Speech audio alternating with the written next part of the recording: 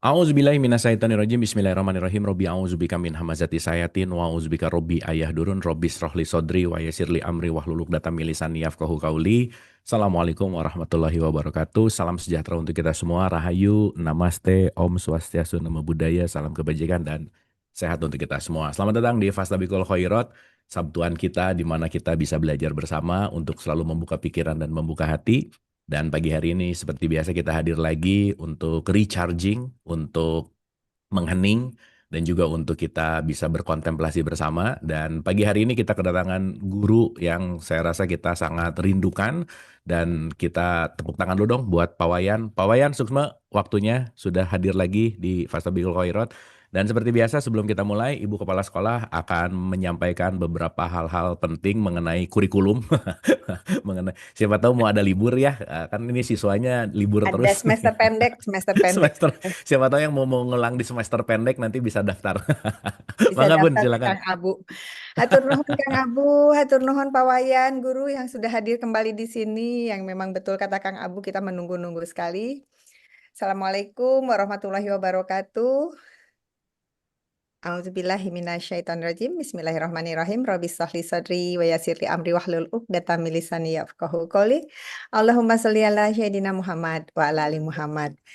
Teman-teman semua yang berbahagia, yang dicintai oleh Allah, oleh alam semesta ini, yang setiap Sabtu selalu setia untuk bergabung di sini di Fastabikul Khairat, dan bagi yang baru bergabung pada saat ini, terima kasih, silahkan selamat bergabung. Memang untuk kajian online Fastabikul Khairat ini eh, bebas untuk siapa saja yang mau belajar untuk eh, mendewasakan jiwa, belajar untuk lebih cerdas lagi kita dalam menghadapi hidup ini, dan eh, keterbukaan ini dipersilahkan untuk semua agama, apa saja yang mau belajar ya silahkan, dan bebas tidak berbayar untuk kajian online ini. Silahkan hadir dan ajak teman dan ajak saudara hanya untuk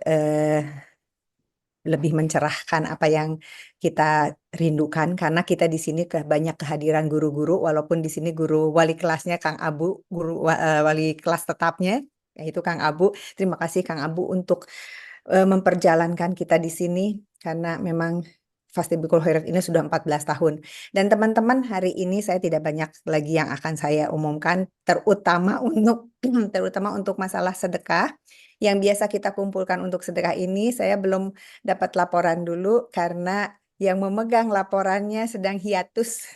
Jadi hari ini saya hanya berterima kasih untuk yang bersedekah melalui Fastabikul Khairat.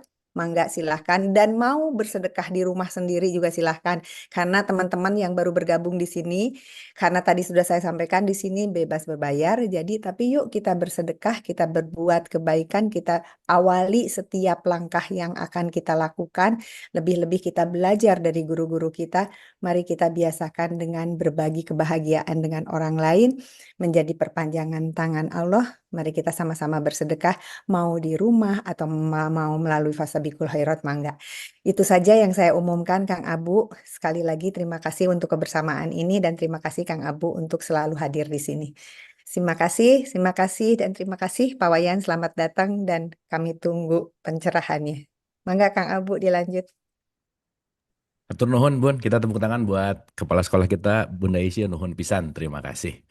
Baik teman-teman, ibu dan bapak, seperti biasa kita mengosongkan gelas untuk siap menerima apapun yang nanti akan dialirkan oleh guru kita Pak Wayan Mustika. Dan sorry, mohon maaf ini judulnya agak narsis ya karena saya baru ulang tahun gitu. Jadi saya pengen merefleksi bareng gitu dari Harusnya mah kata-kata ulang ditodong tahun. lagi kayak waktu itu yang ulang tahun tuh ya. Ditodong ya. Membongkarkan rahasianya. Iya, pokoknya siap dibongkar lah Bun. Oke, mungkin saya akan mengawali dengan satu refleksi ya teman-teman, dan mungkin hari ini kita akan mengalir aja karena sesuatu yang dialirkan dari apapun konteks yang dititipkan itu akan memiliki value dan rasa gitu ya. Dan ada satu aliran di mana satu statementnya mungkin begini. Lahir bukan sekedar keluar dari rahim seorang ibu. Lahir adalah momen ketika kesadaran kita bangkit dari kebiasaan lama, dari batasan yang mengekang, dan narasi-narasi yang membuat kita lupa pada hakikat. Hadir bukan hanya soal duduk di kursi ini dan mendengar. Hadir adalah bagaimana kita berani sepenuhnya menjadi saksi pada hidup, mendengar bisikan lembut hati yang sering kita abaikan, dan pulang bukan hanya ke rumah, melainkan ke dalam rumah sejati di dalam diri kita. Pulang ke ruang hening di mana jiwa merasa cukup, damai, dan utuh. Maka pagi hari ini judul besar kita adalah Lahir, Hadir, dan Utuh. Dan mari kita kupas untuk lebih mendalam. Kita kasih tepuk tangan yang meriah untuk guru kita, Bapak Wayan Mustika. Suksma Guru, terima kasih. Terima kasih Kang Abu. Terima kasih. Assalamualaikum warahmatullahi wabarakatuh. Assalamualaikum. Salam, Om Swastiastu, Namo Buddhaya, Rahayu, Rahayu, Rahayu. Ya, pertama saya sampaikan selamat ulang tahun Kang Abu. Ya, ini 3 hari sudah berlalu gitu. 3 hari berlalu, hari gembira. Entah harus gembira atau mau sedih Kang Abu. Kayaknya sedih sih Pak Wayan. Tapi ya sehat selalu ya Kang Abu. Sehat selalu untuk tetap menjalankan tugas kehidupan ini untuk bisa mengantar jiwa-jiwa uh, nanti pulang kembali kepada kesadarannya. Hari ini saya ingin bertanya sih buat kita semua sebagai bahan perenungan, hmm, merefleksi dari hari ulang tahunnya Kang Abu, hari kelahirannya Kang Abu. Apa yang sudah kita lalui selama perjalanan di kehidupan sampai hari ini, sampai saat ini? Apakah kita menikmatinya sampai titik hari ini? Atau apakah kita penuh dengan penderitaan, penuh dengan keluhan-keluhan?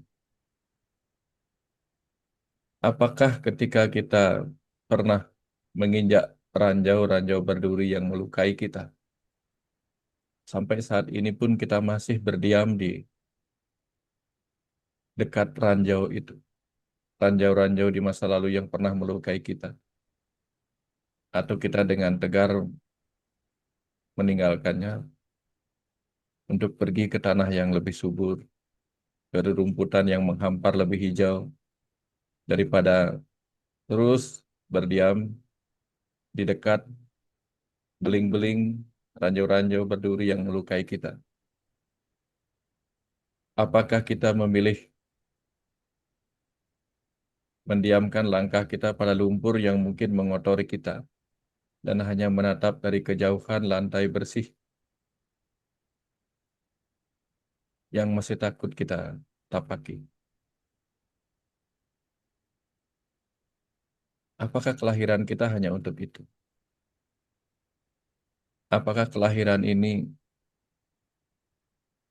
membuat kita takut untuk beranjak masuk ke lantai kamar kita yang mungkin jauh lebih bersih?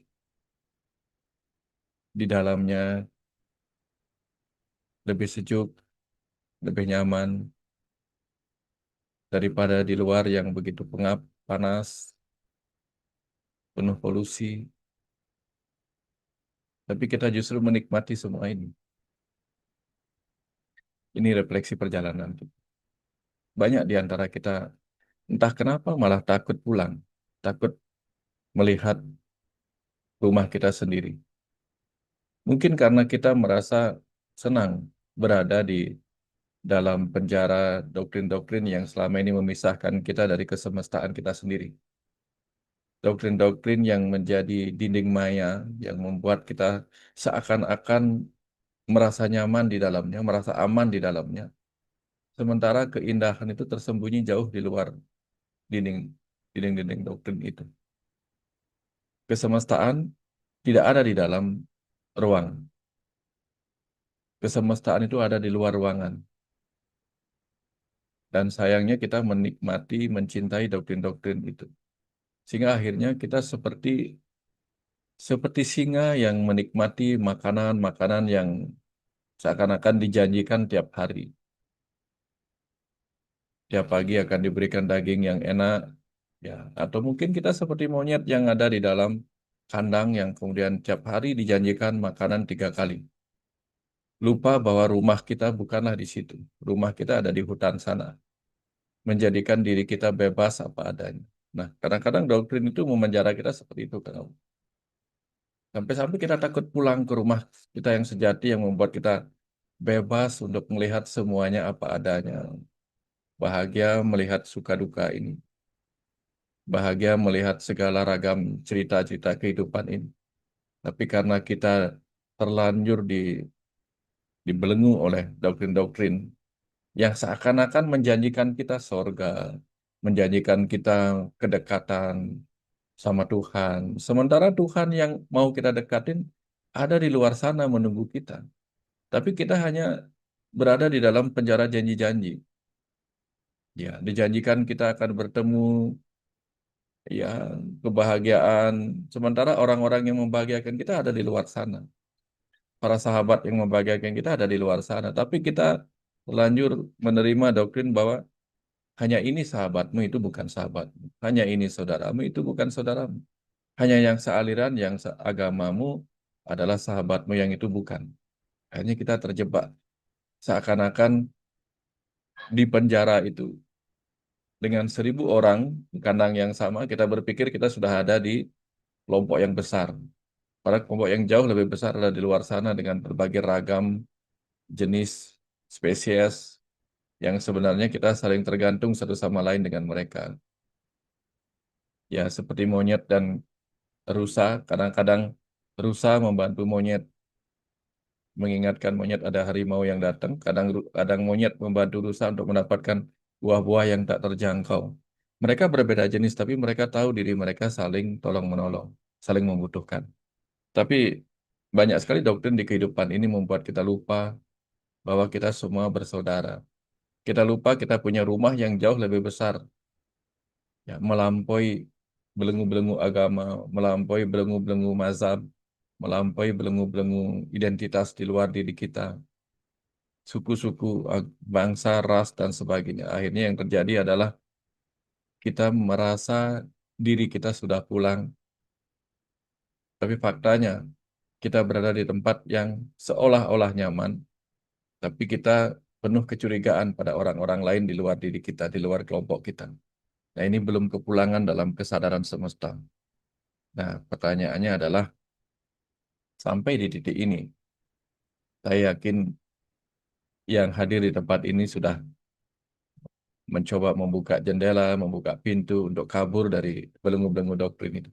Tapi teman-teman yang di luar sana yang mungkin nanti akan menonton obrolan kita hari ini, Kang Abu, semoga mereka mengerti bahwa kadang jiwa kita lupa, sedang tidak ada di rumah, tapi merasa ada di rumah hanya karena seakan-akan dibuat nyaman di dalam dinding penjara itu sendiri.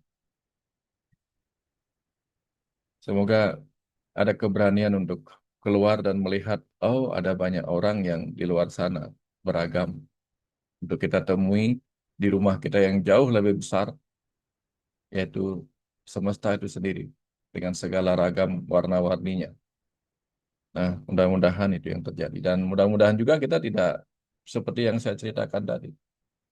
Terus saja, terus saja, bingung mengamati kenapa duri ini melukai saya. Kenapa ranjau ini melukai saya? Kenapa beling ini melukai saya? Lukanya tidak dibersihkan. Yang dia pikirkan kenapa belingnya itu melukainya. Bukannya membersihkan luka dan melanjutkan perjalanan, tetapi terjebak. Mau marahin beling, takut terluka kembali. Mau meninggalkan beling, takut dendamnya akan hilang kepada beling. Padahal di depan sana mungkin saja ada beling-beling lain yang bisa melukai dan untuk dihindari. Nah, ini yang kadang membuat kita lupa bahwa hidup kita ini akan selalu penuh dengan ranjau-ranjau, dengan batu-batu, kerikil-kerikil yang mungkin seakan tidak melukai kita, tapi membuat kita tergelincir oleh kerikil-kerikil lepas itu. Nah, jadi dalam hidup ini yang perlu kita renungkan adalah Perlukah kita terjebak pada luka-luka masa lalu? Perlukah kita menghabiskan waktu kita untuk segala sesuatu yang sudah berlalu? Sementara hari ini banyak hal yang harus kita pahami. Dan esok lusa masih banyak hal yang belum kita temui untuk kita pahami. Terlalu banyak hal. Maka akhirnya kita berputar-putar di lubang yang sama seperti gasing. Berputar-putar di lubang yang sama. Tidak jauh ke dalam, ya, tidak juga pergi kemana-mana. Cuman berputar-putar di situ aja. Di titik pusat yang sama. Berpusat pada kesedihan kita. Berpusat pada keluhan-keluhan kita. Sementara setiap saat lilin-lilin ulang tahun terus dinyalakan. Tapi sayangnya setelah dinyalakan, yang menikmati cahaya itu kita juga. Dengan riang gembira kita, ini menarik, kita lucu-lucuan ini. Dengan riang gembira kita menyalakan lilin sebagai tanda bahwa umur kita bertambah, cahaya kita bertambah, lalu dengan riang gembira juga dan diiringi tepuk tangan, kita menikmati cahaya yang baru saja kita nyalakan. Nggak tahu saya pesan apa. Mudah-mudahan setiap nyala lilin yang kita padamkan itu kita maksudkan dia sedang menyala di dalam diri kita. Tapi kalau tidak, ya nyala di luar mati, nyala di dalam tambah mati. Nah, akhirnya perjalanan ke depan semakin gelap, semakin gelap, semakin gelap. Akhirnya panjang umur tidak memberikan kita kesejahteraan, ya, tidak memberikan kita kemuliaan. Terus demikian apalagi mengingatkan kita bahwa waktu untuk pulang semakin dekat, semakin dekat. Kalaupun usia kita rata-rata 88 tahun, semakin dekat. Dan dalam ketidakpastian kita tidak tahu apakah kita akan pulang hari ini, besok, atau lusa, dan seterusnya nggak tahu. Tapi yang jelas, ada satu kepastian bahwa kita pulang. Terlahir untuk pulang. Tetapi kalau kita berbicara terlahir untuk pulang, tampaknya kita hanya membangun pesimisme terhadap kehidupan ini. Seakan-akan hidup ini sia-sia, terlahir hanya untuk pulang. Tapi mari kita maknai dengan cara berbeda. Terlahir untuk pulang. Pulang dalam arti pulang dalam kesadaran, pulang dalam kecerdasan, maka justru di tempat inilah kita menikmati pulang ke rumah semesta kita sendiri, yaitu bumi ini juga bagian dari alam semesta. Ya, sebuah pojokan kecil, pojokan sangat kecil di alam semesta yang tak terbatas ini. Kita seperti apa ya? Kalau Kang Abu pernah waktu kecil bermain sembunyi-sembunyian sama teman-teman gitu. Kita kadang bersembunyi di sebuah pojokan kecil, merasa diri kita tidak diketahui. Nah, sama di bumi ini, di pojokan kecil alam semesta ini, kita bersembunyi di balik selembar daun kulit ini, tubuh ini. Kita bersembunyi sebagai jiwa, sehingga orang-orang tidak mengenal kita, bahkan diri kita tidak mengenal diri kita. Kita sedang bersembunyi di sini. Tapi ketika kita bersembunyi, apa yang sebenarnya kita lakukan? Kita mengamati gerak orang-orang yang mencari kita. Mereka mencari kita, mereka tidak menemukan kita, tetapi di balik itu kita tahu siapa diri kita. Bukan seperti kenyataan sekarang. Orang lain tidak mencari kita, bahkan kita justru mencari diri kita sendiri. Ini benar. Kita sendiri sedang mencari diri kita. Siapa sih aku sebenarnya? Siapa sih ini? Gitu. Ya. Padahal dalam kondisi kita bersembunyi ini, dalam makna kita sedang menyembunyikan identitas sejati kita. Ya, untuk berperan di sini bermain-main sembunyi-sembunyian begitu. Menyembunyikan identitas kita yang sejati gitu. Untuk bermain dengan identitas-identitas duniawi kita. Tapi akhirnya sampai malam disuruh pulang, kita tetap aja bersembunyi. Tidak bertemu dengan teman-teman sepermainan kita di tempat persembunyian yang lain. Akhirnya yang terjadi apa? Kebayang nggak Kang Abu? Kita tetap bersembunyi. Sampai sore, sampai malam, datang orang tua menjemput kita, permainan itu terhenti tanpa ada yang pernah menemukan satupun teman-teman yang lain. Nah, jangan sampai hal seperti itu terjadi pada kita. Kita terus bersembunyi di balik identitas tubuh ini, tanpa pernah melihat teman-teman tanda petik, para roh-roh, para jiwa-jiwa yang kita ajak lahir di kehidupan ini untuk bermain-main, sama-sama kita tidak temukan. Ternyata kamu itu, ternyata kamu ini, ternyata aku ini dulunya. Nanti setelah meninggal di alam sana baru sadar, oh ternyata dulu itu kamu. Kasihan. Jadi sekaranglah saatnya kita terus-menerus mengupas itu. Oh, ada teman yang sedang bersembunyi di balik kemarahannya kepada kita. Ada teman yang sedang bersembunyi di balik kebaikannya kepada kita. Hanya untuk untuk melengkapi permainan karma. Tapi yang kita fokuskan adalah apa? Kemarahan orang itu pada kita. Bukan apa yang dilakukan jiwanya kepada kita untuk mendewasakan kita melalui perilaku kemarahannya, perilaku kebenciannya. Ini yang sering terjadi. Kita lebih banyak melihat dengan apa dia bersembunyi, dengan drama apa dia bersembunyi dari kita, dengan karakter apa dia bersembunyi dari kita. Kita nggak melihat apa yang ada di balik itu. Sehingga yang kita fokuskan adalah dia benci aku, dia marah pada aku, dia cinta pada aku, dia kagum pada aku. Padahal itu semua hanyalah persembunyian-persembunyian kesejatian jiwa yang ada di dalamnya sebagai sahabat-sahabat sepermainan kita di sini. Sampai sini dapat kan, Bu ya? Ya, mudah-mudahan yang lain dapat. Jadi artinya kita kemudian semakin jauh dari jalan pulang. Karena kita merasa tempat persembunyian inilah diri kita.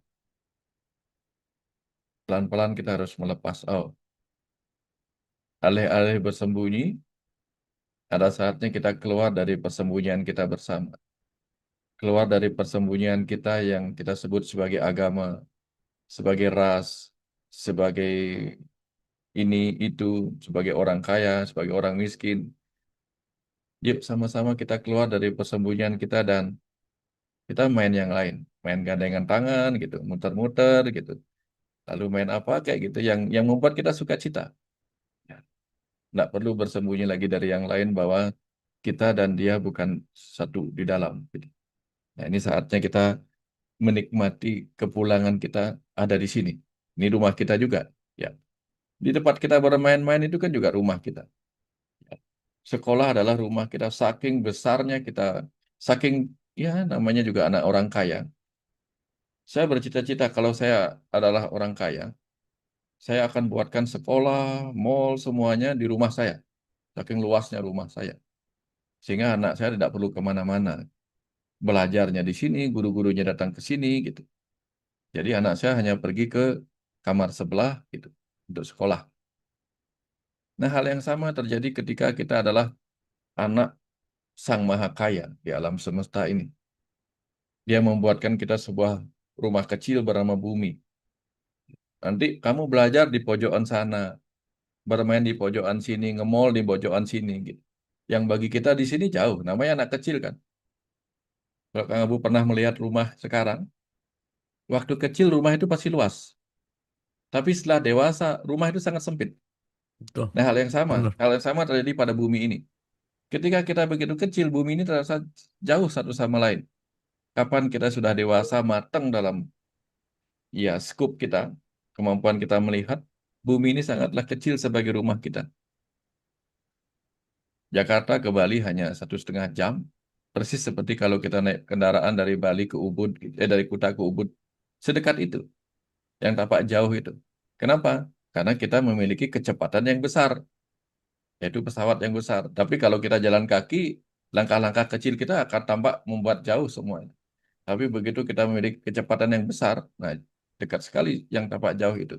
Nah, hal yang sama terjadi kapan kita bisa menggunakan kecepatan pikiran kita untuk ada di mana-mana. Bahkan alam semesta ini terasa begitu dekat. Mau ke bulan sudah ada di situ, mau kemana pun sudah ada di situ, karena kita memakai kecepatan kita yang lain sebagai kesadaran jiwa. Ini agak cerita agak mendalam, karena kalau kita pernah melakukan out of body experience seperti itu, entah orang akan menyebutnya halusinasi, hayalan dan sebagainya, tapi orang-orang dulu mampu melakukannya untuk menjangkau berbagai ruang itu begitu singkatnya. Sehingga bukan hanya ruang yang singkat, waktu pun menjadi singkat. Nah, ketika kita bisa menyingkat waktu, kita bisa melihat masa depan sekarang juga. Kita bisa melihat masa lalu sekarang juga. Kalau kita sudah ada di kesadaran yang berbeda, kesadaran yang memiliki kecepatan yang melampaui kecepatan pemikiran kita yang terbatas ini. Nah, di kesadaran itu kita bisa melihat. Contoh nih misalnya, hari ini ada orang menyakiti kita. Mungkin kita akan tersakiti hari ini. Tapi begitu kita masuk dalam kesadaran yang melampaui hari ini, masuk ke masa lalu, kita akan mengerti, oh, orang ini ternyata menyakiti saya karena dulu saya pernah menyakiti dia. Maka hari ini pun rasa sakit itu akan kita terima dengan lebih ikhlas. Karena kita menyadari tautan karma dari kehidupan masa lalu kita dengan orang ini. Ini contoh bagaimana kita bisa melakukan time travel ya ke masa lalu, bukan untuk nengok apa sih sejarah di masa lalu, bukan. Untuk menengok apa sih yang terjadi antara aku dan dia di masa lalu. Sehingga apa yang dilakukan hari ini denganku bisa kita terima dengan lebih mudah. Ya, lebih mudah karena apa? Karena kita sadar, oh, bukan salah dia. Ini salahku di masa lalu yang sekarang aku disuruh menikmati apa yang pernah ku tanam sebagai benih karma di masa lalu. Nah, dengan cara demikian, kita akan mudah mencapai keikhlasan demi keikhlasan, ketulusan demi ketulusan. Ya, jadi ketika kita berbuat sesuatu, terpanggil melakukan kebaikan pada seseorang, kepada sesuatu misalnya, kita tidak akan merasa aku sudah melakukan kebaikan. Karena ketika kita melihat ke masa lalu, enggak, aku tidak sedang melakukan kebaikan. Aku hanya sedang membayar kebaikan dia di masa lalu. Dan dengan demikian akan ada ketulusan. Ya. Sama dengan kita bayar hutang di bank, kita tidak akan merasa menabung karena kita tahu, saya bawa uang ke sini bukan untuk bayar hutang, bukan untuk menabung yang nanti bunganya akan kita dapatkan sama pokoknya. Tapi enggak, saya hanya sedang membayar hutang untuk saya lunasi. Jadi tidak ada harapan lagi di masa depan. Nah, ketika kita melakukan kebaikan dengan pemikiran seperti itu, yang ada hanya ketulusan. Ya, melakukan tanpa berharap ada yang kembali, karena bagaimana mungkin kita berharap ada yang kembali, sementara kita hanya melakukan itu untuk pembayaran hutang kita di masa lalu. Ya, ya, kalaupun kita nanti ada yang menyakiti, kita juga bisa ikhlas. Ini yang tadi tulus dalam perbuatan, sekarang ikhlas dalam penerimaan. Karena kita bisa time travel ke masa lalu dengan kesadaran dan kecerdasan kita. Satu sisi kita yakin bahwa segalanya sudah diatur oleh Tuhan. Tapi begitu kita ketemu orang yang menjengkelkan, kita lupa bahwa itu juga diatur sama Tuhan.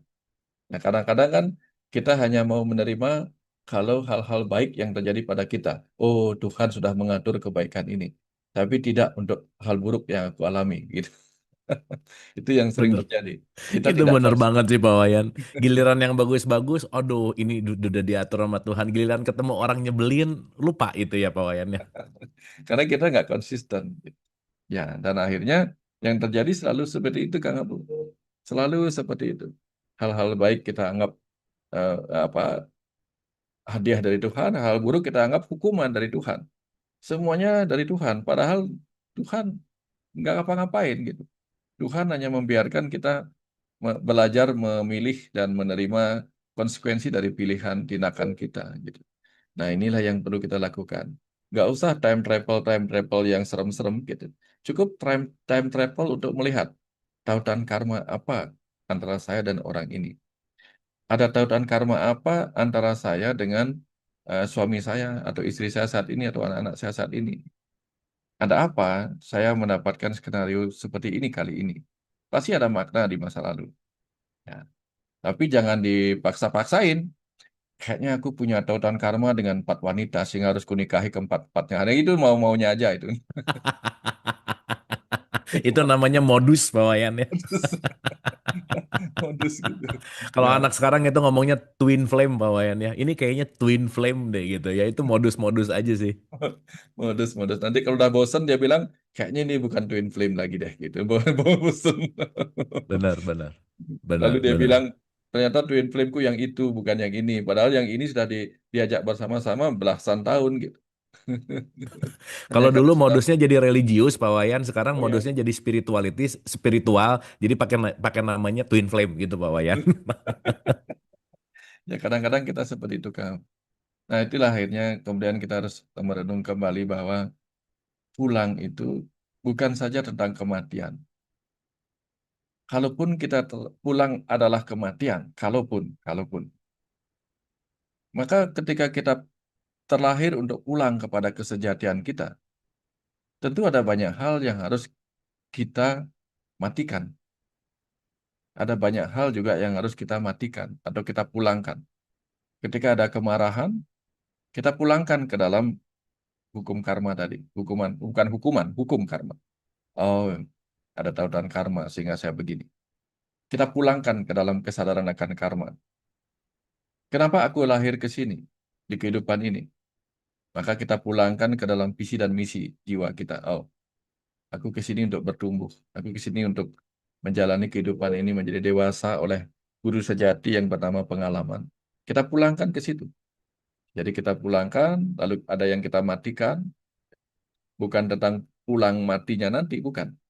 Inilah mati sakjeroning urip. Apa yang kita matikan dalam kehidupan kali ini? Kemarahan kita, kesedihan kita. Boleh sedih, tapi kalau kesedihan sudah mulai mengganggu perjalanan kita, itu kita matikan. Boleh nginjak rem, tapi kalau nginjak remnya lama-lama nggak jalan-jalan, ya itu lepaskan segera.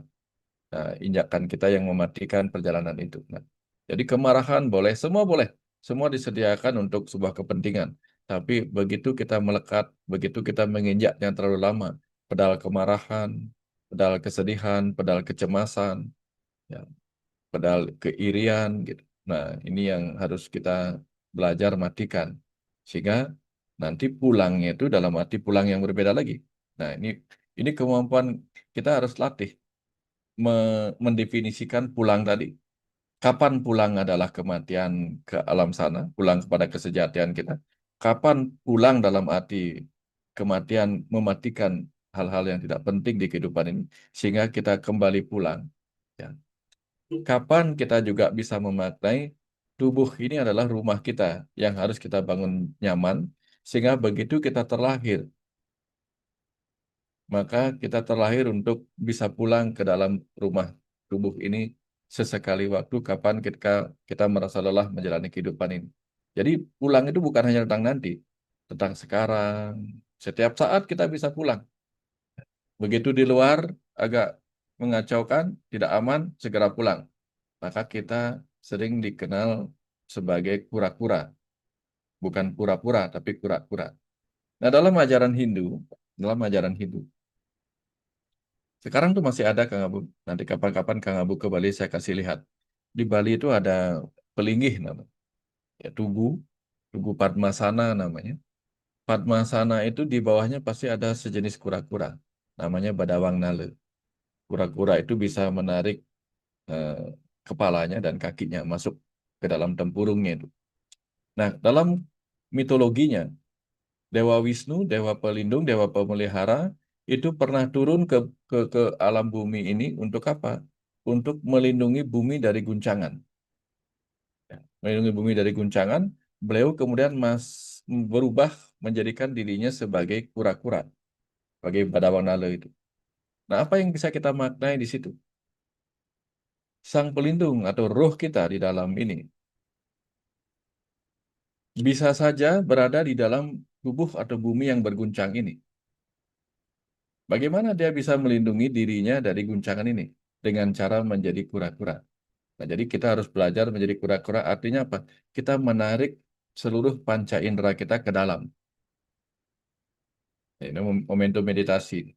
Jadi kapan saja di luar sana tuh kita ketemu orang yang ini menjengkelkan, itu kurang ajar, berita-berita di medsos itu penuh dengan ya berita-berita negatif dan kita merasa di luar itu nggak nyaman. Maka jadilah seperti kura-kura. Mungkin kita akan terguncang batin kita. Maka segera jadikan diri kita kura-kura. Di mana ruh kita itu kembali masuk keluar, panca indera masuk ke dalam. Ya, semuanya panca indera masuk ke dalam, roh masuk ke dalam, dan berdiam di rumah ini untuk pulang ke dalam dan sama-sama berlindung di dalam ini dari guncangan. Itu kita bisa maknai mitologi yang ada di kisah di Avatar itu ketika menjadi kurma atau kura-kura. Nah, dari sini kemudian kita bisa belajar untuk mengikuti apa yang dipesankan itu. Tapi berapa sering sih kita hiatus ke dalam diri kita? Berapa sering sih kita menjadi kura-kura yang menarik seluruh panca indera kita? Alih-alih seperti itu yang kita lakukan, bahkan kebalik.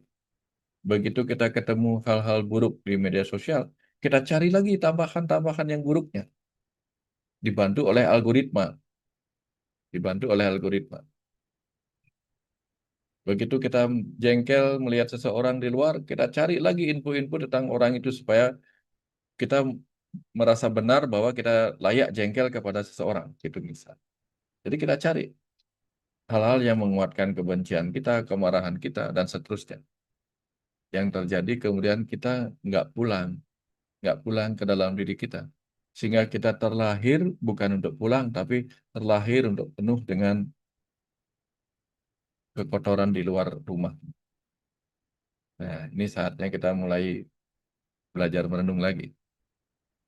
Hanya satu butuh latihan. Nanti silahkan latihan. Eh, Latihan menjadi kura-kura. Jadi kita terlahir untuk pulang ke dalam, pulang ke dalam, pulang ke dalam, sampai kita sadar, oh, di dalam itu ternyata menenangkan. Kecuali selama ini kita terlanjur membangun rumah batin kita penuh dengan energi-energi negatif, kemarahan. Nah, jadi yang salah itu bukan orang lain. Kitalah yang memasukkan banyak sampah, banyak energi-energi buruk ke dalam rumah kita sendiri. Di luar kotor, di dalam kotor. Mau pulang kemana? Jadi siapkan selalu sebuah ruangan. Kalau di dalam kotor, siapkan ruang suci di rumah kita. Sebagai tempat kita menyucikan diri, seperti kita membangun toilet untuk membersihkan badan kita. Ketika di luar kotor, kita siapkan di rumah kita ada toilet, atau kamar mandi, atau kamar suci. Tapi kalau di luar juga penuh dengan kekotoran, siapkan di dalam sebagai kamar suci. Ini tantangan kita di sini. Ya, kalau orang-orang spiritual, belajarlah menciptakan kamar suci di dalam. Supaya kita jadi mudah untuk pulang. Pulang ke dalam dimanapun kita berada, kita bisa pulang sejenak untuk menemui kesunyian kita di dalam, keheningan kita di dalam. Kita tarik seluruh CCTV kita. Yang CCTV yang mendengar ini, melihat itu, merasakan ini, udah tarik ke dalam. Kita nikmati kebersamaan di dalam. Ya, kira-kira seperti itu Kang Abu untuk pemicunya. Nanti kita perdalam lagi dalam diskusi. Terima kasih Kang Abu. Oh, keren Pak Wayan. Nih balik ya Pak Wayan, kita tuh bahas topik ini tuh udah ulang-ulang ya dari 5 tahun lalu kali ya. Tapi semakin kesini tuh dengan bahasa yang sama, vibrasi yang berbeda pasti, penerimaan yang berbeda, tapi pemaknaannya juga lebih dalam gitu Pak Wayan. Saya menyadari satu hal gitu ya dari Pak Wayan tadi bilang bahwa ketika tadi Pak Wayan menganalogikan tentang main petak umpet gitu ya. Sesuatu yang maha besar sedang berusaha untuk bersembunyi di tempat yang kecil banget gitu Pak Wayan. Jadi kalau ditutup kepalanya buntutnya kelihatan gitu misalnya. Ditutup buntutnya kepalanya kelihatan. Akhirnya saat kita merasa bahwa kita tersembunyi dan berusaha untuk bersembunyi padahal tempat persembunyian yang gak pernah cukup gitu Pak Wayan, dalam tanda petik ya, saya kasih analogi gitu. Karena ini relate banget dengan apa yang saya lagi rasain gitu. Bahwa gini Pak, ternyata setiap tahun dalam konteks usia yang bertambah itu memiliki kecemasan yang beda-beda gitu Pak. Jadi mungkin kalau 5-7 tahun yang lalu kecemasannya tentang pride gitu, atau tentang kekurangan, atau tentang merek gitu. Ada satu hal yang mungkin ini menjadi sebuah paradoks gitu ya Pak Wayan. Bahwa akhir-akhir ini yang muncul itu adalah kekhawatiran untuk kekurangan pengetahuan terus gitu Pak Wayan. Yang akhirnya si kekurangan pengetahuan pengen lebih tahu lagi, yang akhirnya berputar-putar di kekhawatiran karena keinginan tahu untuk lebih tahu. Tapi paradoksnya justru malah semakin nggak tenang juga gitu Pak Wayan. Nah, itu mungkin yang pengen saya sharing gitu ya, curhatkan lah gitu kira-kira bahwa paradoksikal pengetahuan yang seperti bilah pisau gitu ya, di satu sisi tajam itu bisa menyakiti, tapi di satu sisi bisa mengiris untuk membuka sesuatu. Ada satu kecemasan bahwa tiap bangun tidur tuh kayaknya pengen jadi lebih pintar gitu loh Pak Wayan, pengen jadi lebih tahu gitu ya, pengen jadi lebih kayak kekurangan terus untuk pengetahuan dan akhirnya juga ada burnout, ada sisi-sisi burnout gitu. Nah, apa pandangan Pak Wayan tentang perubahan kekhawatiran dalam setiap masa yang berubah gitu dan di saat ini yang saya lagi alami adalah itu tadi gitu Pak Wayan, kayak sesuatu hal yang nggak tahu nih harus lebih tahu lagi apa gimana gitu. Gimana Pak Wayan? Saya mau cerita tentang sedetik air, Kang Abu. Sedetik air. Setelah dia menguap meninggalkan samudra, dia berpikir, saya harus lebih tinggi lagi. Lalu dia terbang.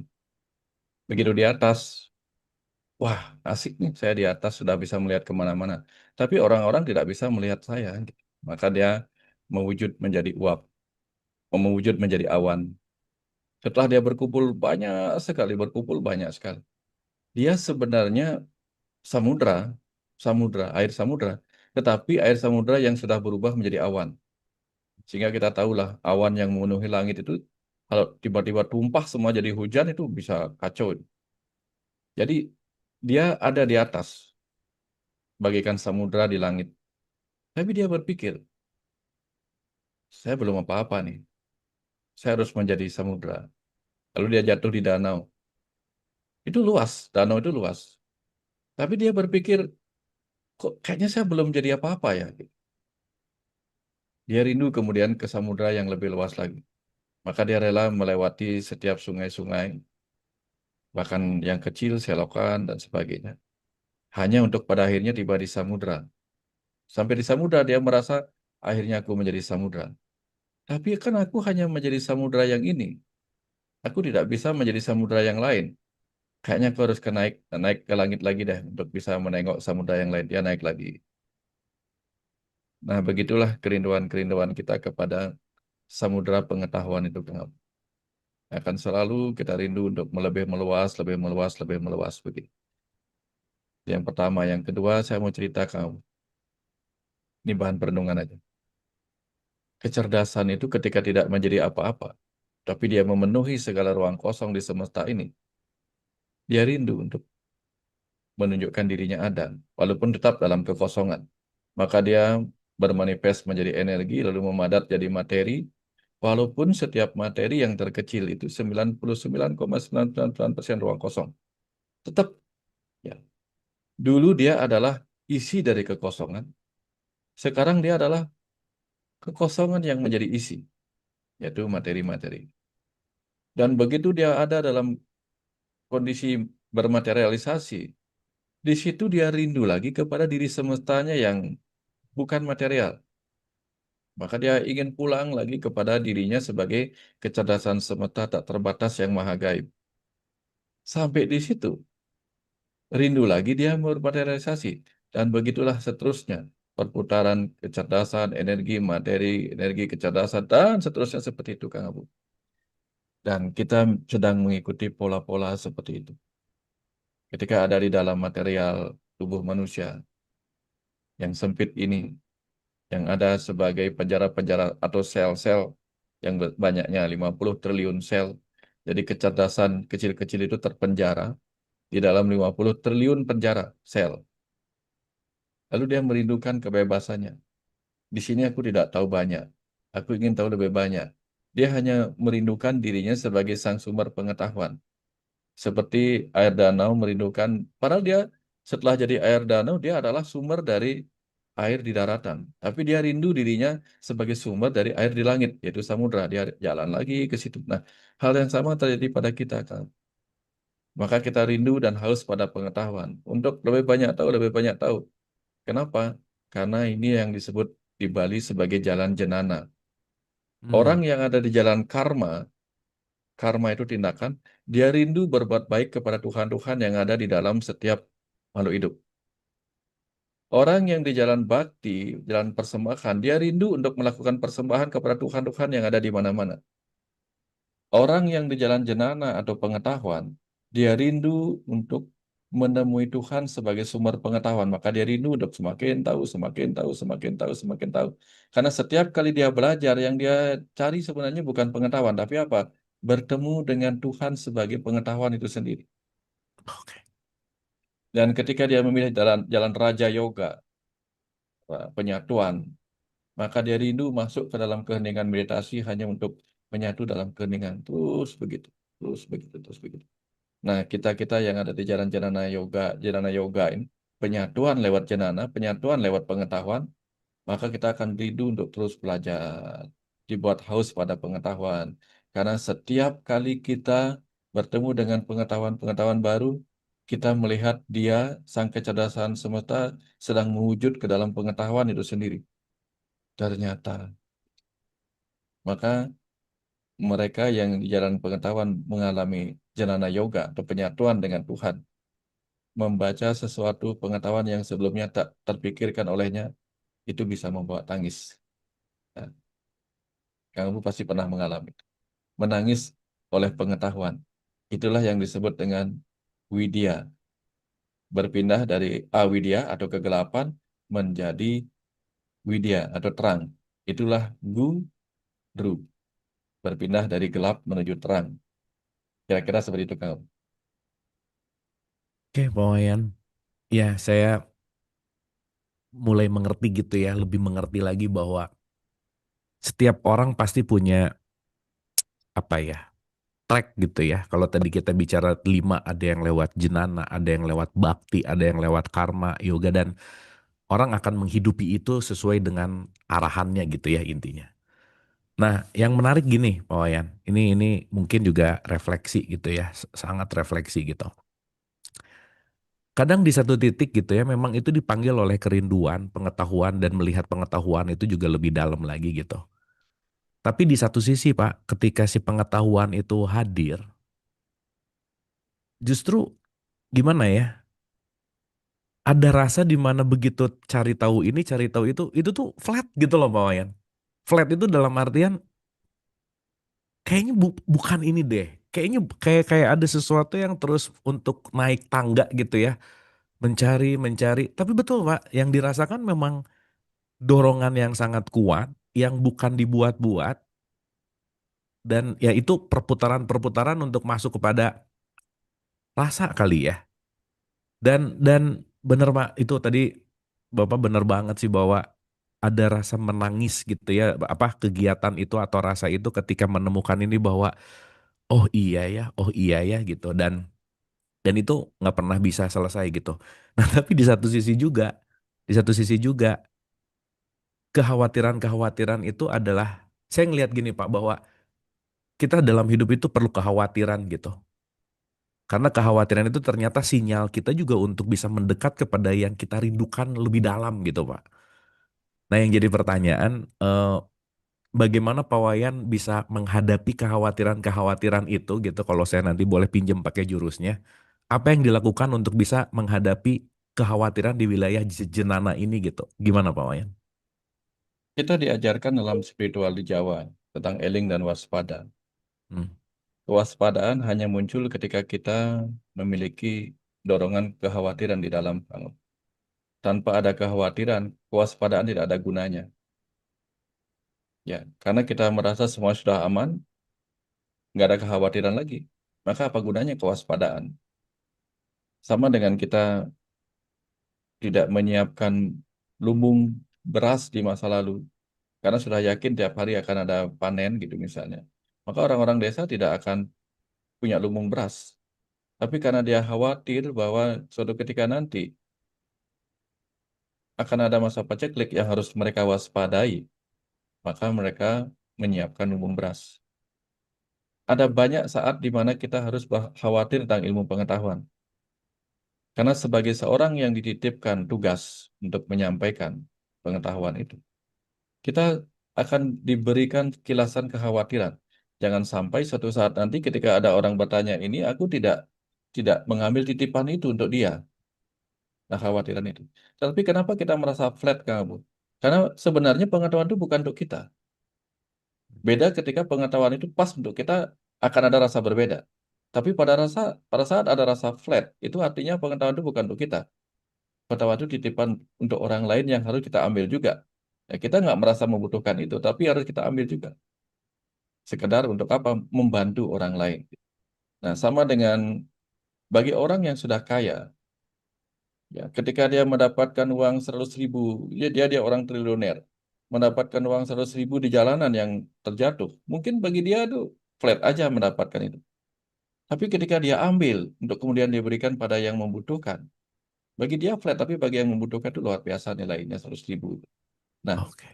sama. Bagi kita ada pengetahuan-pengetahuan yang bagi kita tidak terlalu, oh ini bukan untukku, tapi untuk orang lain, dan kita harus mengambilnya, mempelajarinya, hanya untuk kita salurkan kembali kepada orang yang memang membutuhkan.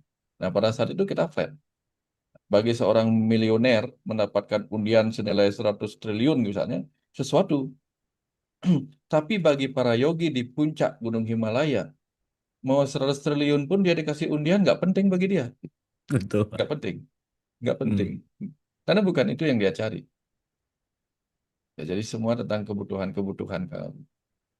Jadi kekhawatiran kita itu membuat kita waspada, jangan-jangan yang jatuh ini memang tidak untuk saya, tetapi untuk orang lain yang sebenarnya minta bantuan. Ya mungkin berdoa, Tuhan berilah aku sesuatu untuk bisa makan hari ini. Dan uang yang jatuh itu mungkin untuk dia. Kita hanya lewat untuk mengambilnya, untuk berikan kepada dia. Kira-kira seperti itu, Kang. Tugas kita seperti itu. Oke, makasih Pak Wayan. Wah, makasih Pak, itu kena banget. Ngomong-ngomong tentang tadi bicara tentang kamar ya Pak ya, itu aduh itu keren banget. Tapi saya pengen mundur dulu sedikit. Mungkin gini ya Pak ya, tadi saya bikin refleksi bahwa mati itu bukan urusan tubuh fisik yang tersimpan di tanah, tetapi mematikan semua konsep dogma doktrin yang pernah menjadi virus dan racun bagi diri kita gitu. Nah, saya sih ngelihatnya gini Pak Wayan, begitu kita lahir kita udah ditipu abis-abisan tentang konsep mati yang menakutkan. Sehingga dengan konsep yang paling mendasar dalam konteks alam bawah sadar tentang kematian, banyak orang yang takut mati, khawatir tentang kematian, bahkan tidak sedikit Pak orang yang lagi dalam keadaan mentalnya tidak baik itu adalah karena berulang-ulang ketakutan karena ada kematian itu sendiri gitu. Itu satu. Yang kedua, justru sebaliknya bahwa ada orang yang sangat merindukan kalau aja udah nggak ada tubuh ini lagi, udah kembali seutuhnya, moksa seutuhnya, kayaknya itu adalah tujuan ultimate yang paling tertinggi bahwa kayaknya hidupnya enak banget deh gitu.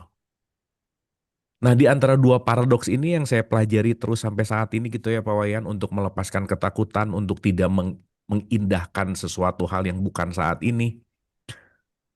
Poinnya dalam perspektif ini mungkin Pak Wayan nanti bisa memberikan tanggapan gitu ya bahwa betul Pak. Saat kita membangun rumah di dalam, bahwa dimanapun adalah rumah. Justru kalau ada pertanyaan gini nih Pak, tujuan hidup apa sih? Kebalik gitu. Bahwa hidup ini adalah tujuan itu sendiri. Tidak pernah mau kemana, karena sejatinya bagaimana kita terpisah dengan maha ruang kita, sementara kita sudah bersatu, nggak pernah terpisah dan mau kemana lagi gitu. Nah di satu sisi kalau kembali kepada bahasan-bahasan kita sebelumnya tentang saat ini, hadir utuh, ya tidak ada hal untuk kita tuju kecuali kita menyadari bahwa tidak ada tujuan hidup kecuali hidup itu sendiri. Gimana tanggapan Pak Wayan, Pak? Iya, Kang Abu. Jadi bayangkan ini, Kang. Suatu hari saya ingin pergi ke Denpasar.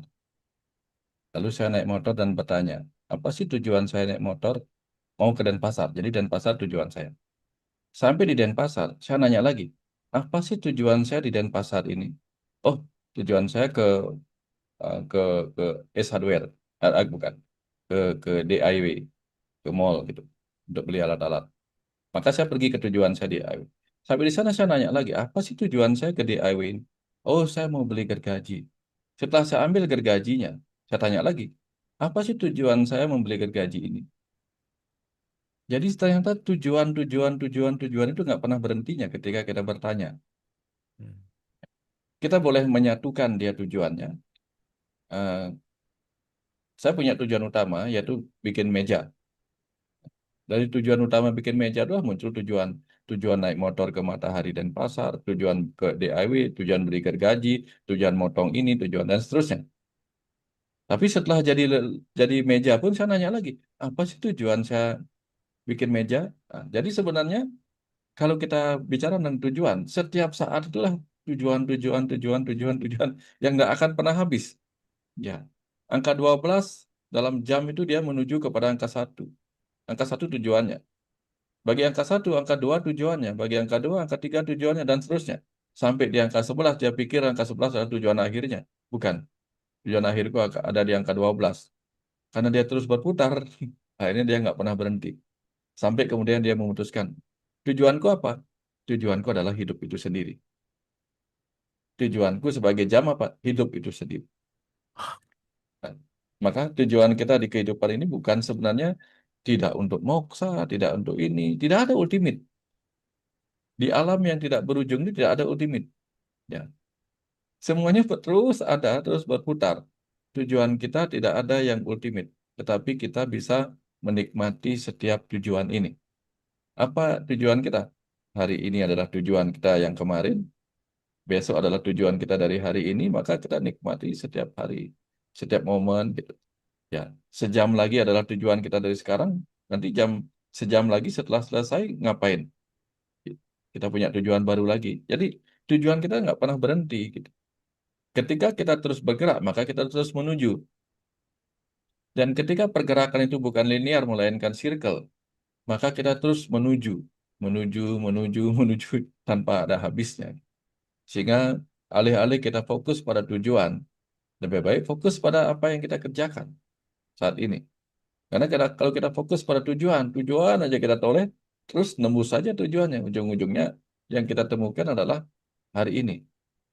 Jauh di masa depan nanti ketika kita sudah moksa menyatu dengan Tuhan, kita akan lahir lagi dan seterusnya. Dan akhirnya menjadi seperti sekarang.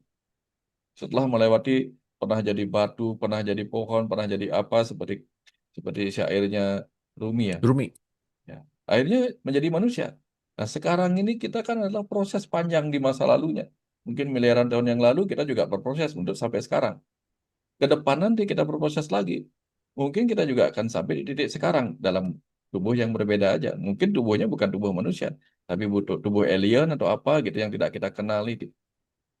Nah, jadi seperti yang Kang Abu bilang tadi, kita harus fokus pada kehidupan itu sendiri tanpa berpikir terlalu banyak tujuan gitu. Karena orang yang sudah sampai di tujuan, dia kira puncak gunung adalah tujuan pendakian. Enggak, turun ke bawah adalah tujuannya. Begitu sampai di bawah dan istirahat sejenak, dia bilang bukan. Pulang ke rumah adalah tujuanku. Karena ketika aku berangkat dari rumah untuk mendaki sebuah gunung, akhirnya aku tidak bisa pulang lagi ke tempat dari mana aku berasal. Ya, nggak bisa lagi. Kenapa dia pulang? Supaya aku bisa mencuci bajuku, mempersiapkan fisikku untuk apa? Untuk pendakian di gunung lainnya. Jadi kita hanya seperti itu. Meninggalkan kehidupan untuk pergi ke kehidupan berikutnya, untuk pendakian yang baru lagi. Ya, naik turun lagi, gelombang-gelombang lagi. Gitu. Kita demikian terus, nggak ada hentinya gitu. Sehingga inilah yang disebut dengan dalam ajaran Buddha, ajaran tengah. Gitu. Tidak terlalu khawatir, tidak terlalu nekat gitu. Tapi membiarkan rasa takut itu membuat kita menghargai kehidupan. Biarlah rasa takut pada kematian ini membangkitkan penghargaan kita pada kehidupan. Karena di beberapa tempat itu, Bali misalnya, saat ini sedang menempati ranking pertama angka bunuh diri di Indonesia. Entah saking beraninya dia menghadapi kematian, sehingga tidak berani menghadapi kehidupan. Hmm. Lebih baik takut menghadapi kematian, tapi berani menghadapi kehidupan, daripada berani menghadapi kematian gara-gara takut menghadapi kehidupan. Ya. Karena banyak yang memilih seperti itu. Dia flight gara-gara itu. Kehidupan ini terlalu berat baginya, dia tidak berani hadapi lagi suka dukanya, dia pergi. Itu lebih parah lagi. Ya, dia tidak berani melihat perbedaan pandangan agama, lalu dia melakukan tindakan bom bunuh diri untuk menghancurkan, karena dia tidak berani menghadapi perbedaan itu. Hmm. Kalau dia berani menghadapi perbedaan, dia tidak akan peduli. Oh ya udah, biar orang lain begini, biar orang lain begitu. Ya, dia akan nyanyikan lagu Brody Pesolima. Aku begini, engkau begitu, sama saja. Iya ya Pak ya. Orang yang melakukan itu karena dia nggak berani beda aja ya Pak ya. Ya, berbeda. Padahal sudah diajarkan beranilah berbeda. Lakum dinukum waliyadin. Agamamu, Hmm. agamamu, agamaku, agamaku. Kan begitu kan kamu ya? Mm-mm, Saya nggak mm-mm. salah. Sudah diajarkan. Jangan saling mengganggu. Gitu kan. Oke. Dan ada yang menarik Pak, di akhir-akhir ini juga ketemu banyak yang agak sedikit marah sama kehidupan gitu, bahkan marah sama Tuhan dan ya itu tadi ya, hubungan sama Tuhan itu mungkin takut kali ya. Sehingga ada pertanyaan gini, kenapa sih aku harus dilahirkan untuk menghadapi semua kesulitan hidup ini, semua penderitaan hidup ini? Untuk apa sih gitu? Dia melihat dalam konteks bahwa kalau aku nggak hidup, ya aku nggak akan mengalami ini semua. Tapi pun aku hidup untuk mengalami ini semua, apa poinnya gitu? Sehingga ya itu tadi Pak, menyalahkan Tuhan, menyalahkan kehidupan gitu. Nah, yang menarik lagi bahwa pertanyaan yang dalam itu muncul saya rasa datang dari sebuah penderitaan. Jadi siklusnya adalah justru penderitaan yang dalam memunculkan pertanyaan yang esensi. Pertanyaan yang esensi akan masuk kepada penderitaan yang berikutnya, yaitulah siklus hidup. Pertanyaannya Pak, bagaimana sih kita memberikan sebuah argumentasi lah ya tentang apa sih poinnya kita menghadapi ini semua gitu. Gimana Pak Wayan? Ya, ketika ada orang bertanya, untuk apa sih aku lahir? Kalau saya ketemu itu kan saya tanya balik, kapan kamu mulai mempertanyakan itu? Oke. Apakah karena kamu sukacita? Apa karena kamu menderita? Ketika karena kamu bertanya ini karena kamu menderita, maka penderitaan itulah yang membuat kamu bertanya itu. Karena banyak orang yang penuh sukacita nggak mempertanyakan itu. Ya. Tapi pada saat orang yang penuh sukacita dalam kehidupannya, semua sebab gemerlap, bertanya, kenapa sih aku dilahirkan? Apakah hanya untuk menikmati sukacita ini? Nah, kalau di situ dia punya makna berbeda. Ya. Itu momen kiamatnya. Itu momen Hmm. kiamat. Ya. Kalau dia kalau dia lagi menderita dan bertanya hal itu bukan momen kiamat, tapi momen kiamat. Kere-hore Pak namanya Pak. Justru pertanyaan itu keren ketika dia lagi happy, lagi duit banyak, lagi nice, enjoy. Kenapa ya harus hidup? Itu keren ya Pak ya? Ya, itu keren. Oke Pak. Oke, oke, oke. Tapi Pak, yang menarik ya, ya Rumi juga selalu bilang bahwa kan luka adalah tempat cahaya masuk. Memang di fase-fase luka itu apa ya? Hal-hal yang merujuk kepada kiamat tadi itu memang bisa terjadi gitu. Dan mungkin ya Pak ya, mungkin ya. Akan sedikit sekali orang kiamat di level bahagia gitu. Gimana menurut Pak Wayan? Ya, karena ketika orang bahagia, dia menikmati kebahagiaan itu, Kang. Dia tidak ingin terbangun. Sama dengan orang mimpi indah. Dibangunkan marah-marah, Kang. Ya, dibangunkan marah-marah. Tapi kalau orang mimpi buruk, dibangunkan. Akhirnya, oh, syukurlah ternyata itu hanya mimpi. Dia bahagia terbangun dari mimpi buruknya. Hmm. Ya, dia suka mengalami kiamah itu tadi, bangkit dari mimpi buruk itu. Tapi kalau dia mimpi indah, dibangunin marah-marah deh. Sama dengan orang yang bersuka cita. Kenapa dia tidak mengalami kebangkitan? Karena dia memilih tidur lagi. Lebih enak nih, lagi enak-enaknya mimpi indah kok dibangunin, jengkel dia. Ya, karena dia pikir kehidupan yang penuh sukacita ini adalah eh, apa pusat kebahagiaan atau segala kebahagiaan itu. Dia nggak tahu bahwa ada yang lebih lain lagi, realita yang lain lagi, realita tanda petik ya. Nah, itu yang membuat dia susah mengalami kiamah dalam arti bangkit dalam kesadaran. Tapi hanya penderitaan yang membuat orang itu kemudian merindukan kebahagiaan. Tapi kalau orang sudah bahagia, enggak. Karena dalam kata-katanya Mahatma Gandhi, orang akan memilih apa yang dia belum punya. Orang merindukan apa yang dia belum punya. Orang yang merasa dirinya sudah punya kebahagiaan di bumi, jarang memasuki kiamah gitu. Tapi begitu orang itu bangkit, gitu. Nah, karena hanya orang yang terbaring, terjerembab yang akan bangkit. Ya, wih, kamu hebat loh, sudah bangkit dari berdirimu. Gimana caranya bangkit dari berdiri? Hmm. Dia bangkit dari tidurnya, bagus. Dia bangkit dari kematiannya, bagus. Ya, dia bangkit dari ketidaksadarannya, bagus. Tapi, wah, kamu ternyata bangkit terus ya dari kesadaran menuju kesadaran, nggak ada bangkit-bangkitnya. Jadi kita biarkan itu apa adanya menjadi bagian dari proses saja. Wah, ini nasinya udah matang, padahal dari tadi udah matang, nggak bisa. Disebut matang itu karena dia datang dari mentah. Hmm. Itulah perubahan. Maka kita sendiri juga sengaja dimasukkan ke dalam ruang gelap, gitu. Neraka ini, tanda petik naraika ini, dalam kegelapan ini, di mana kita gelap akan masa lalu, masa kini, masa depan, gitu. Supaya kita rindu untuk, pingin kangen melihat masa lalu, apa yang dipelajarin, belajarlah hipnoregresi, gitu. Pingin melihat masa depan, apa yang dipelajarin, belajarlah ilmu ramalan. Saking kangen-kangennya kita bisa melihat masa lalu, masa kini, masa depan. Kalau udah hipnoregresi bisa melihat karma atau reinkarnasi di masa lalu, bikin belajar ilmu ramalan supaya cepat tahu apa yang belum orang ketahui sekarang. Kita sampai lupa menikmati saat ini. Saking pinginnya, oh aku bangga bisa melihat masa depan, aku bangga bisa melihat masa lalu, tapi lupa untuk bangga bisa melihat masa kini apa adanya. Gitu. Gitu kan. Oke, Pak Wayan, makasih Pak. Wah, ini banyak insight sih ya teman-teman ya. Pasti, wah ini dalam kunyahan-kunyahan tertentu ini layernya banyak banget yang disampaikan Pak Wayan. Oke, mungkin nanti sebelum ke pertanyaan teman-teman, satu lagi Pak. Ini tadi bicara Pak Wayan, keren banget bicara tentang membangun apa kamar di dalam dan kamar di luar gitu ya, rumah di dalam dan di rumah di luar. Saat mungkin di dalam kotor, di luar kotor jadi nggak nyaman gitu Pak Wayan.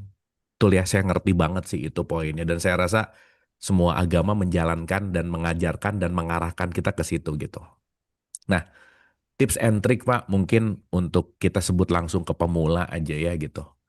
Bagaimana sih langkah awal untuk kita bisa membangun rumah di dalam sehingga mulai menyadari bahwa saat rumah di dalam itu dibangun bahwa kita nggak pinjem lagi kata-kata orang lain, nggak percaya lagi apa yang dipercayai kebanyakan, sehingga menjadi otentik gitu. Runtuh, luluh lantah, satu demi satu, semua konteks apapun yang membuat narasi-narasi hidup kita. Saya kemarin tuh bikin tulisan gini, Pak. Kita itu hidup dari narasi yang dibangun oleh dunia luar.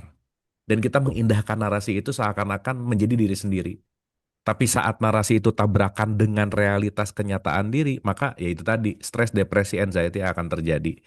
Nah, first step atau langkah awal tips dari Pak Wayan untuk membangun rumah di dalam gitu. Silakan. Saya punya lahan kosong, kawan. Saya punya lahan kosong. Saya sedang diam di dalam lahan kosong. Tiba-tiba ada orang dari luar itu membangun tembok. Ketika orang luar membangun tembok, nah, kalau Kang Abu sedang ada di rumah, di halaman rumah, kemudian di halaman kosong itu, tanah kosongnya Kang Abu, tiba-tiba ada orang membangun tembok. Pasti kita akan merasa, loh, saya sedang dipenjara, gitu kan. Saya sedang dipenjara oleh orang luar dengan tembok yang dia bangun. Hmm. Tapi begitu saya sendiri yang membangun tembok itu, saya akan mengatakan, saya sedang membangun pekarangan rumah saya. Lalu di tengah-tengah pekarangan rumah itu kemudian saya bangun tembok lagi. Begitu saya yang membangun, saya akan mengatakan saya membangun rumah saya, kamar saya. Tapi kalau orang luar yang membangunkan itu untuk saya, dalam arti saya sedang di dalam dibangunkan itu, saya akan menyebutnya saya sedang di penjara. Kebayang maksudnya kan? Ya, ya, ya. Nah, dalam hal ini, ketika kita ingin membangun rumah di dalam, kitalah yang harus membangun pagar-pagar batasan-batasan itu, bukan oleh orang lain. Begitu orang lain yang membangunnya, doktrin ini, doktrin itu, doktrin ini, doktrin itu, dogma ini, dogma itu, maka sebenarnya kita sedang dipenjara oleh dinding yang dibangun oleh orang. Tapi begitu kita yang membangun batasan-batasan kita sendiri, pagar-pagar kita sendiri, oh saya nggak boleh begini, saya nggak cocok. Sebagai seorang begini, sebagai seorang muslim misalnya, saya nggak boleh begini. Kita yang membangunnya, maka kita sedang membangun rumah kita. Tapi kalau orang lain yang menyuruhnya, kamu nggak boleh begini, kamu nggak boleh begitu, kita sedang dipenjara. Kebayang Bu ya? Karena Mhm. kalau kita yang membangun rumahnya, kita akan tahu bagaimana menyiapkan pintu keluar masuknya. Tapi kalau orang lain yang membangunnya, ya udah dia akan bangun tembok saja semuanya. Tidak ada diizinkan kita keluar. Nah, jadi membangun kamar di dalam dimulai dengan cara kita membangun batasan-batasan. Mana yang kita boleh izinkan masuk, mana yang enggak. Oh, ini nggak boleh masuk menyakiti saya. Ini nggak boleh masuk mengotori saya. Ini suara-suara ini nggak boleh masuk. Saya ingin tenang di dalam, kita ciptakan dinding kamar kita yang kedap suara. Kedap suara. Sehingga ketika kita masuk, kita benar-benar bisa memiliki ruang sunyi di dalam yang tidak terkontaminasi oleh suara-suara di luar atau hal-hal yang hingar-bingar di luar sana. Nah, jadi intinya, begitu kita membangun kamar, pertama kita bangun dinding pembatas yang kita buat sendiri. Berupa apa? Batasan-batasan moral yang kita maui, bukan yang orang lain maui. Kalau orang lain yang membangunnya untuk kita, maka kita sedang dipenjara oleh kehendak mereka. Nah, setelah kita membangun ruangan kita, tentu kita membutuhkan cahaya di dalam. Jangan sampai kita membangun kamar itu tidak ada cahayanya. Jadi siapkan cahaya, siapkan aliran cahaya ke sumbernya. Ya kalau nggak ada listrik, izinkan di langit-langit rumah kita setidak-tidaknya ada atap dari kaca yang mengizinkan cahaya matahari masuk sumbernya. Ya, jadi izinkan sebagian di atap kepala kita itu terbuka untuk menerima downloadan dari cahaya ilahi masuk ke dalam. Yang kedua, mungkin kita bisa pasang AC atau kipas angin atau kita siapkan kipas atau ada ventilasi sedikit. Kalau tidak ada ventilasi nggak bagus. Ventilasi itu apa? Untuk kita punya ruang untuk mengeluarkan undang-undang kita sejenak. Kadang kita butuh ruang untuk kita berteriak keluar gitu, melepaskan undang-undang kita yang mungkin terbangun di dalam diri kita. Izinkan ada ventilasi, ada pintu, dan tentu kita siapkan eh, ya balai-balai lah, dipan atau apa kasur lah yang agak empuk buat kita rebahan. Jadi Hmm. jangan terlalu keras pada diri kita sendiri. Jangan terlalu keras. Ya, kecuali kalau kita sakit pinggang terus-menerus pakai alas yang keras nggak apa-apa. Tapi bikin alas yang empuk. Jadi bikin sebuah alasan yang lembut. Ya, kita kadang kita butuhkan pembenaran diri kita. Ya, untuk saat ini aku harus mengalah dari kehidupan di luar sana. Biarlah aku menyingkir sejenak. Biarlah aku flight sejenak. Walaupun flight itu ego, fight Hmm. juga ego. Tapi kita berikan alasan yang lembut untuk diri kita. Aku izinkan diriku jeda sejenak. Itu kan alas lembut. Kita menyebutnya jeda. Kita tidak menyebutnya aku melarikan diri sejenak, bukan. Kita menyebutnya jeda sejenak. Itu alas yang lembut buat kita berbaring dalam pembenaran kita sendiri. Ya, walaupun itu mungkin bukan kebenaran bagi orang lain, tapi untuk pembenaran diri sendiri yang membuat kita bisa jeda sejenak dari hingar-bingar yang menyakitkan di luar itu tidak apa-apa. Untuk sekedar punya alasan yang baik, gitu. Dan ketika kita masuk ke dalam kamar, anggaplah di luar lagi kondisi tsunami atau apa, kamar kita tuh minimal harus ada makanan, Hmm. harus ada minuman. Ya, selama kita nggak keluar kan minimal harus ada makanan minuman. Nah, di dalam diri kita minimal ada pengetahuan-pengetahuan yang sudah kita kumpulkan sebagai bahan makanan yang bisa kita cerna ulang, cerna ulang, cerna ulang, cerna ulang. Nah, kalau kita nggak lagi mendapatkan informasi makanan dari luar atau makanan pikiran dari luar, karena panca indera sudah kita bawa masuk ke dalam, setidaknya kita olah lagi pengetahuan-pengetahuan yang sudah terkumpul di dalam, supaya kita bisa terus bertumbuh di dalam kesunyian kita di sini, di kamar ini. Jadi jangan lupa supaya kita nggak keluar lagi dari kamar ini, siapkan juga kamar mandi dalam, kan, Hmm. tempat di mana kita bisa mandi. Kadang kita harus memiliki curahan kasih sayang di dalam, curahan cahaya hati nurani untuk apa? Untuk membersihkan. untuk menasihati diri kita. Karena kita sedang menutup diri dari nasihat-nasihat dari luar. Maka izinkan diri kita menasehati diri kita sendiri. Yang dalam ajaran Hindu disebut sebagai dhamma. Jadi Hmm. dhamai. Dhamma, dhamma itu artinya menasihati diri sendiri. Kalau kita bisa dhamai, menasihati diri sendiri, maka damailah kita. Itu kamar mandi di dalam kita. Jadi ada banyak. Kita pakai aja analogi kamar itu. Cari, saya sudah punya kamar mandi nggak untuk saya membersihkan diri di dalam? Saya sudah punya kamar tidur nggak untuk saya berbaring di dalam? Saya sudah punya pagar nggak untuk membatasi kita dari luar? Nah, bayangkan ketika kita mau meniru ini ilmu tantra akhirnya kan untuk Bhairava. Hmm. Salah satunya yang disebut dengan matsya dari Pancamakara Puja. Matsya yang sering dipahami sebagai makan ikan sepuas-puasnya. Padahal yang dimaksud matsya itu apa? Makanlah hakikat ikan sepuas-puasnya. Artinya seperti ikan laut yang dari lahir sampai mati ada di lautan tapi nggak pernah asin. Karena dia bisa menyimpan, membangun, membangun apa? Dinding kamarnya sendiri di dalam. Nah, bisa nggak kita begitu membangun dinding kamar kita sehingga dimanapun kita berada, lingkungan itu tidak berpengaruh buruk pada kita, walaupun kita ada di lingkungan buruk. Karena di dalam kita tidak mengizinkan keburukan itu masuk. Ini contoh kamar yang kita bangun tadi. Kamar kedap suara, kamar kedap ini, gitu. Sehingga kalau rasanya di luar itu penuh dengan suara-suara penilaian-penilaian yang membuat kita kehilangan motivasi, tutup aja jendelanya, tutup pintunya, sehingga kita hening lagi di dalam. Dengan sebuah pesan tertulis di dinding kamar kita, aku bukan seperti yang kau katakan. Jadi kita yang tahu diri kita, bukan orang lain. Aku bukan seperti yang kamu nilai. Nah, itu yang kita ingatkan pada diri kita. Ketika di luar sana ada yang menilai kita ini, A, B, C, dan sebagainya, aku lebih tahu diriku. Itu contohnya. Di kamar di dalam batin kita siapkan apa namanya tulisan-tulisan.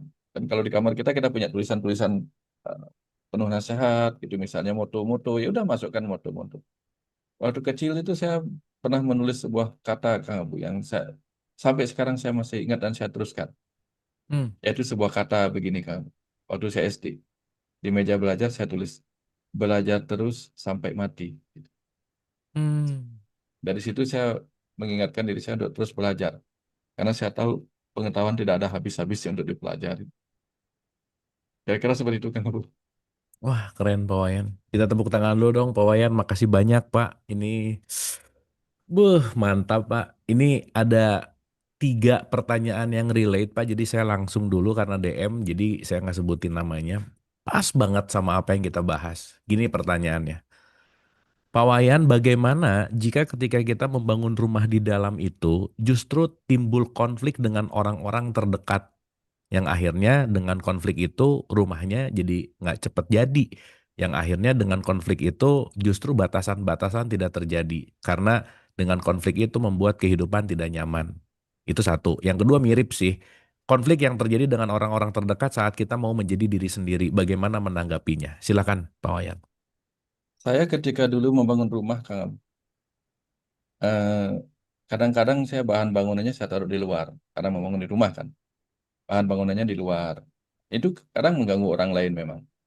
Tapi apakah kemudian saya harus berhenti membangun rumah, dinding rumah saya hanya gara-gara orang lain merasa jalannya terganggu? Enggak. Saya sisihkan, saya rapikan sehingga dia tidak mengeluh.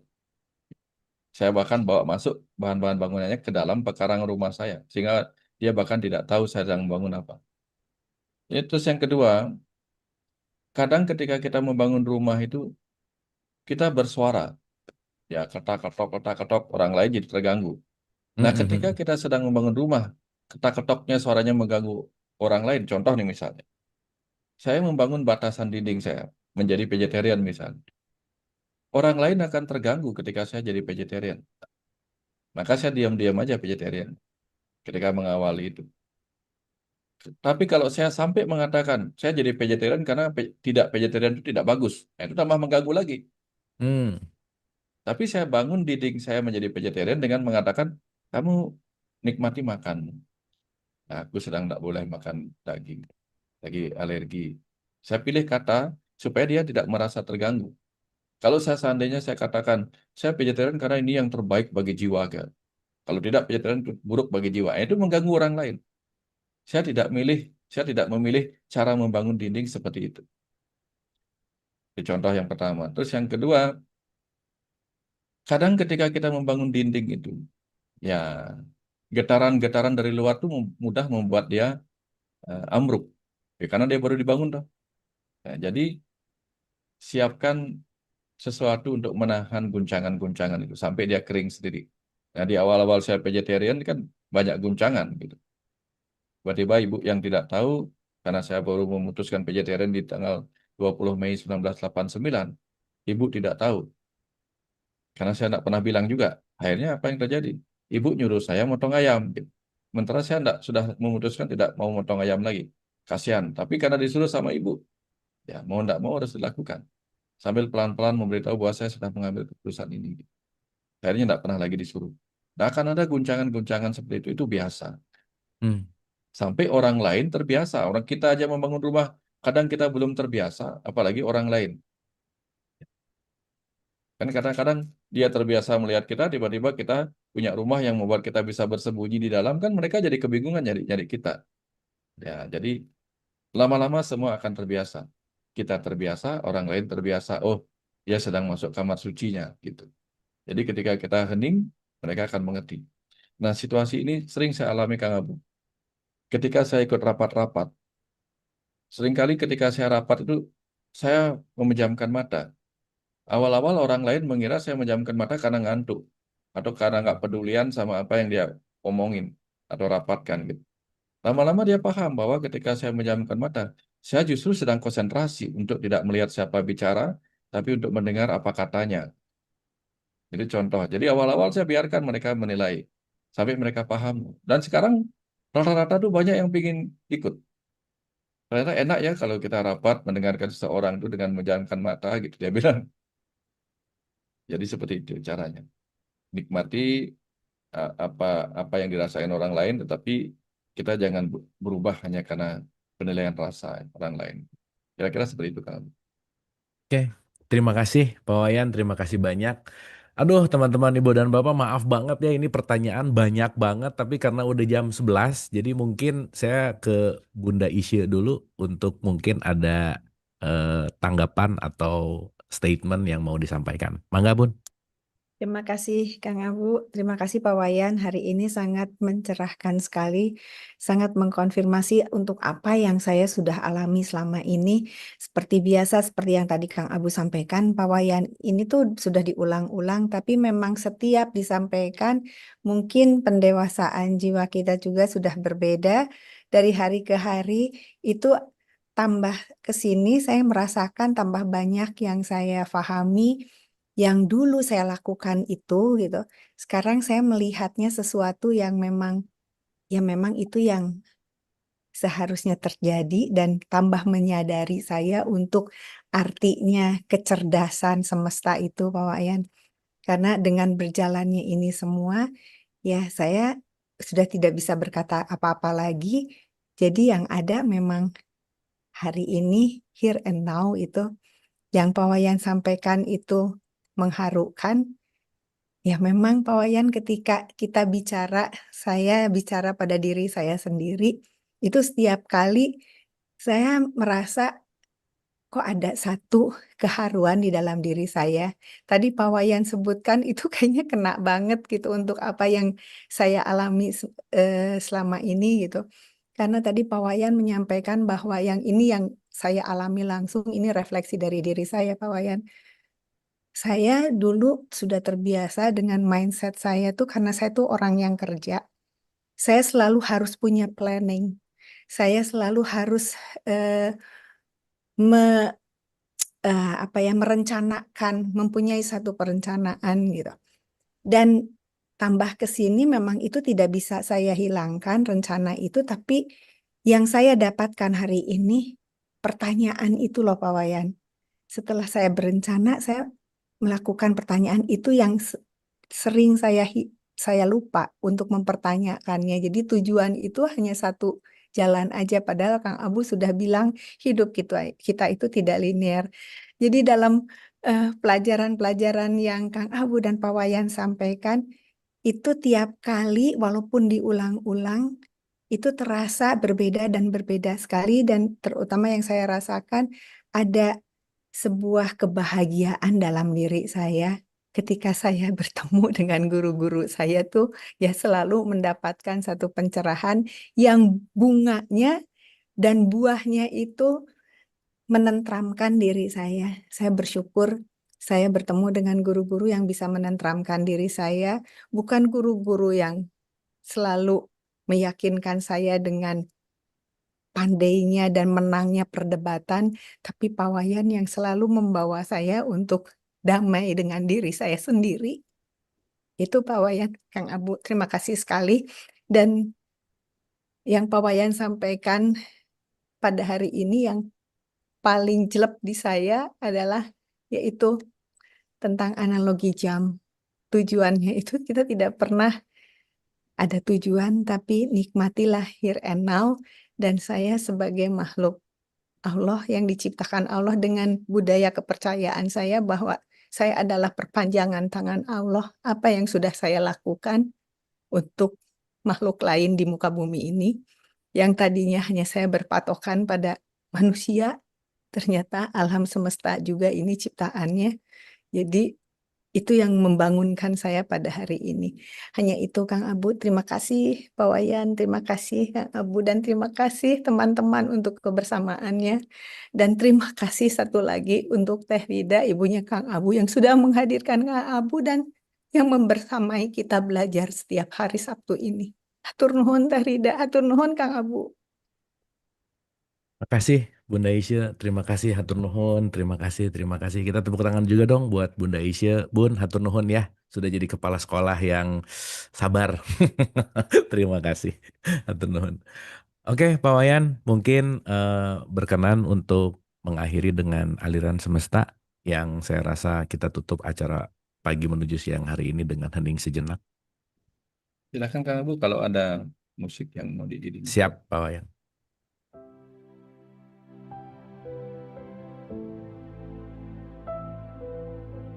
Mari Bapak Ibu hening sejenak.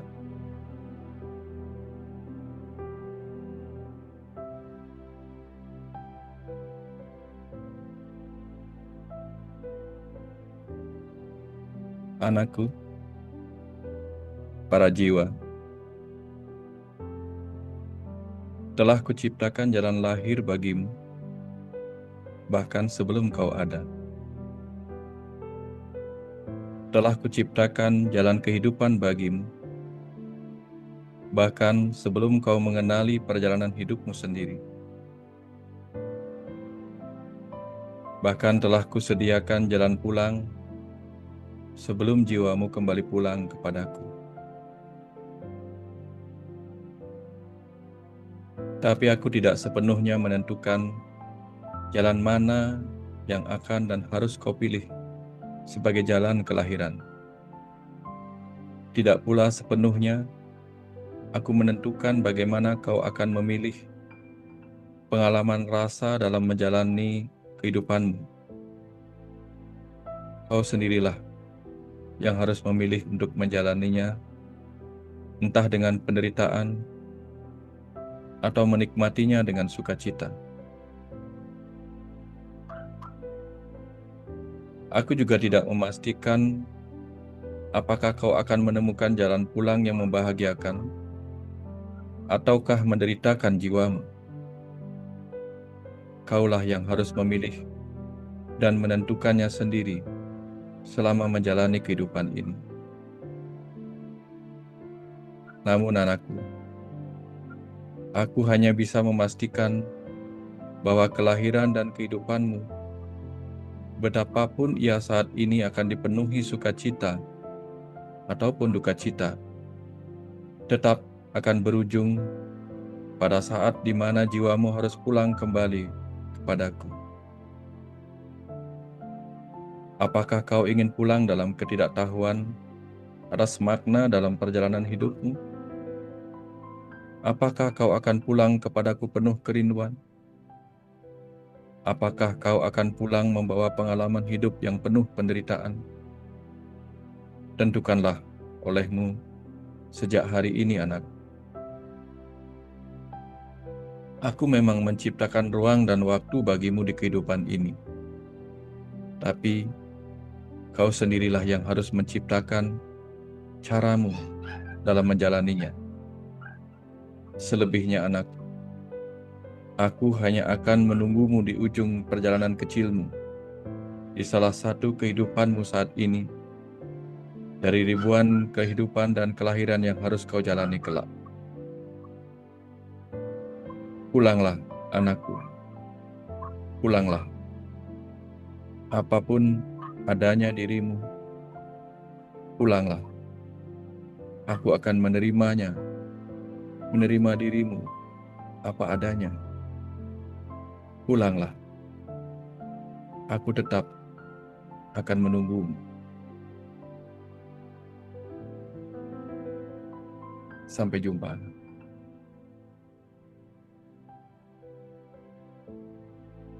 Terima kasih kerap.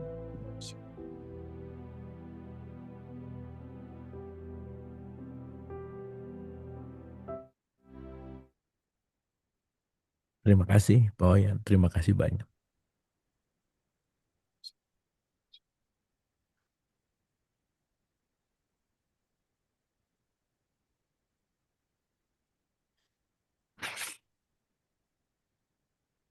Terima kasih sekali lagi Pak Wayan, Guru, terima kasih. Ibu dan Bapak juga terima kasih semuanya. Sudah hadir di momen yang indah pagi hari ini, yang mudah-mudahan mendapatkan refleksi dan recharging jiwa kita. Dan senantiasa kita terus setia menjadi proses dan menjadi manusia dan menjadi bertumbuh. Dan sekali lagi Pak Wayan sehat-sehat selalu. Jangan lelah untuk memberikan cahaya kepada kita. Ibu dan Bapak terima kasih atas kebersamaannya. Sampai ketemu minggu depan di jam dan channel yang sama. Semoga bermanfaat. Mohon maaf lahir dan batin.